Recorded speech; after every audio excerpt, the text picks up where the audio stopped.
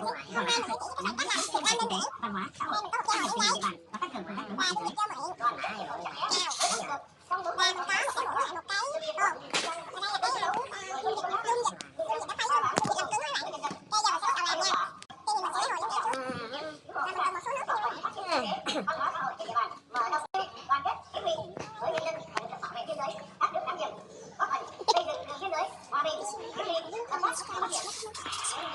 Cũng tại buổi làm việc, Chủ tịch nước Trần Đại Quang đã giao lưu trực tiếp và hỏi với Cà Mau, bày tỏ xúc động trước tinh thần vượt khó để đảm bảo an ninh chủ quyền biên giới, đảm bảo an ninh trật tự, những việc làm ý nghĩa của các cán bộ chiến sĩ giúp phát triển kinh tế địa phương.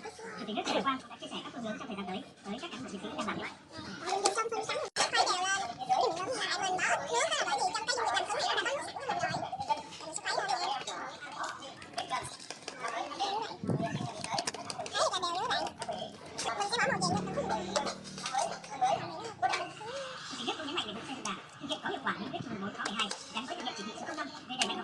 Màu vàng như mấy bạn, màu vàng mình dùng màu này như mấy bạn, màu này rất là tốt.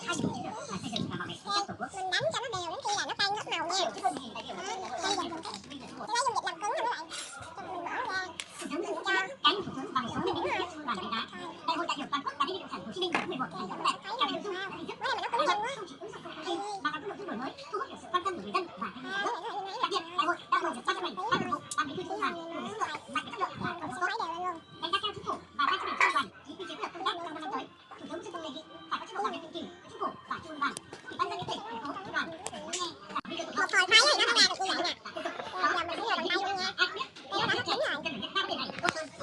Trong cái đó, tôi sẽ chạy này, chỉ có nhận nào, không bảo vệ vững chắc liên thương. Rồi để xuống. Đúng là chơi láng rồi các bạn. Dạ ok, giờ mình sẽ hỏi bảo quản nha. Khi các bạn chơi thì các bạn không muốn chơi nữa, các bạn có thể bỏ vô bảo quản, các bạn đừng bỏ ngoài. Thì sẽ được hơn nha, cái tiếng rất là đã luôn á. Đó, các bạn thấy giờ mình sẽ làm tiếp thêm một màu nữa, đó là màu cam sữa cho các bạn. Đi rửa cái này đi. Trong thời gian bạn kia đi rửa hũ thì mình sẽ review cho các bạn coi nha.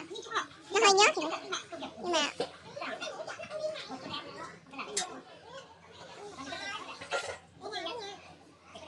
Mẹ ơi, đề nghị cho thêm miếng dung dịch ra miệng nha. Bây giờ thì bạn ấy sẽ làm màu tiếp theo nha.